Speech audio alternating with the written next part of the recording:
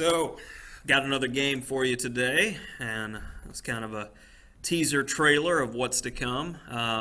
I've got some expansion content coming to master the French defense on Chessable, and I've been practicing with one of the new lines just to see how it's going to work. It's the end of the day, and I just played this game on Lee Chess, so wanted to display it and the new line in all of its glory. So the line that I'm adding into the main course, or should I say the Chessable staff will be adding in pretty shortly. I'm in the process of recording the videos for it, and then it will be added into the main course. No extra charge to my knowledge. Chessable people handle the marketing, but it is what it is. So, hit them with the Winawer. Now, initially we didn't recommend the Winawer. I wasn't too keen on it because I felt it was too difficult to navigate the waters of the Winawer and get positions which were digestible. One of the main goals I have with my books is to make sure they don't get too overly theory intensive. I like a structure, I like an orientation, I like a set of principles, but I don't just want a one-size-fits-all approach, because you can really have theory. The theory will drop off on you, and you can get bad positions. But luckily, I did some serious research, looked at a bunch of different books, and a lot of the great players who play the Winawer, and I was very, very satisfied. And from what I found, I've played a decent number of games with it at this point, that the absolute number one line that you play against after A3 takes, this is it. I mean, this is just the number one by far. So what flavor did I choose from? Because pretty much any reasonable looking move is playable here for black. And I was really, really happy with the positional nature of the Queen A5 lines.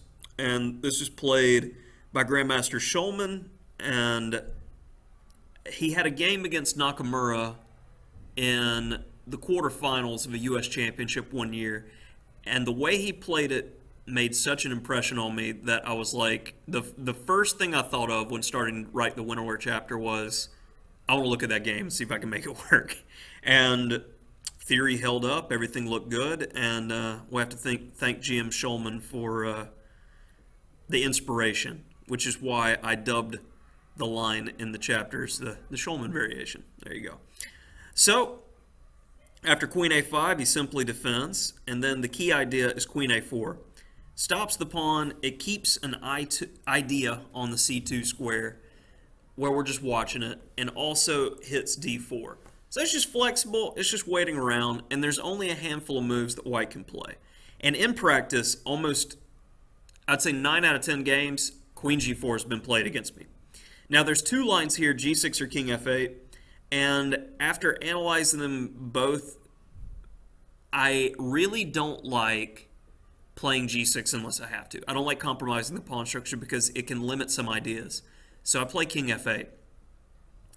And then he goes right back to defend the C-pawn. Other ideas, I had a game where someone played Rook A2, and it just didn't work out for him at all. He kept the queen on G4. So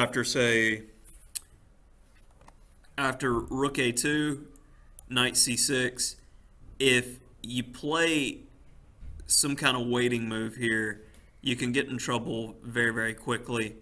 I'm trying to recall what he played. He played something like H4, and then it just falls for Knight takes E5. So be aware of that little tactical motif. But after Queen D1, Knight C6, hitting the pawn in the center. He's threatening the B5 square. So this is the first memory marker, C4, and I'm going to get this structure. And typically the king is on E8. So you're going to be castling queenside. This knight goes to E7, this bishop goes to D7. The rook comes over to one of these two squares, and then you play for the break and then get counterplay. It's one of the main reasons I don't like G6 is because F6 isn't as strong, doesn't pack as much of a punch, and you can't get typical play. So you go, well, your king's on f8. How are you going to manage this? Well, I figured out a way. Knight e2, knight g7. And by the way, this game is a 3-minute game. My opponent's 2,400, so very strong player. But it's just emphasizing the ideas. It's pretty straightforward. Knight g7, knight f4, b6. And there are a lot of lines. If the king is still on e8, you can actually just play bishop d7 because white's queen gets in some trouble if they take the b7 pawn. But here you need to play b6 because the king is not on e8. After knight h5, rook g8. And my main idea is I'm holding the g-pawn, so I'm going to straight Karpov my king over to the queen side and then get my typical play that you get across the other variations where queen g4, queen d1 is not played to get my king to go to f8. So I basically figured out a good one-size-fits-all that's easy to remember, the plan's straightforward, and I just wanted to share it because I never thought I would be someone who would play the Winawer because, you know, I have a lot of different openings in my head, like playing the Winawer for a while and things like that. The amount of theory I have stuck in my noggin is ridiculous, so I didn't want to reinvent the wheel when I didn't have to, but I really, really like the way these lines turned out. So he plays some normal moves. He wants some expansion on the king side, h4. King e8. I go on my walk. He starts his attack. I get my other rook over there to get the ball rolling. And after king h2, f5. And this is the critical moment of the game. It's about rough equality if we play well. I think both of us are clearly out of prep at this point. And then this is where the 3-minute game starts to show. Would you believe it if I told you the game ends in 5 moves? It's kind of ridiculous because it's a blunderfest on both of our parts. So f5 is played. And to me, I'm like, okay, I just want to stop bishop f4. I didn't really think about anything else, so I just almost pre-moved e5. But the best continuation, according to the engine, is knight takes. And after queen a5 holding the d-pawn, we have dynamic equality. And you got a reasonable position for both sides. But I played e5. Now, this is where you see if you can't spot some of the tactics. So after e5, what would you do with white? And this is like, anytime I'm going to do the what would you do, that's where you pause, see if you can figure it out. The best continuation is going to be DE, and after FE, G4. And white's banking everything on these pawns and has a little bit of an initiative here. I really like the idea bishop E8. I was really considering this idea, and you'll see that I played it in the game as well. So this is, in my mind's eye, what I was expecting. But my opponent played bishop E3, and then I went with bishop E8. And let's see if you can find the key tactical idea my opponent missed, as well as I missed, because I would have chosen another move other than bishop E8 had I saw this during the game. And the move I missed was knight takes F6. Yeah, it was a brain fart. I didn't even consider this bad boy because after rook takes, these pawns are ridiculously strong. And if knight takes e5, bishop f4, the pin is pretty much impossible to deal with.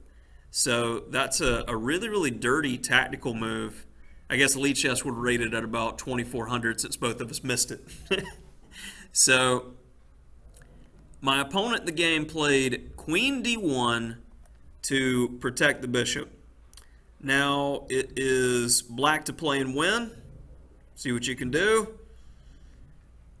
Hopefully you found the natural continuation. Just clip the knight, making the queen go away.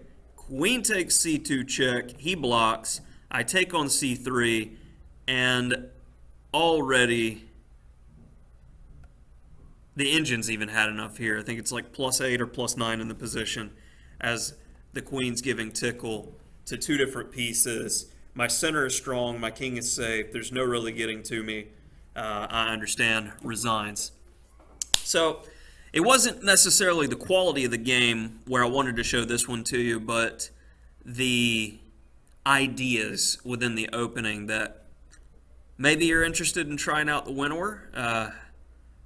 Take a look at it because I think you'll appreciate it, especially for the dynamic players. If you're just looking for something a little new, take a look at the course on Chessable. See if you like it.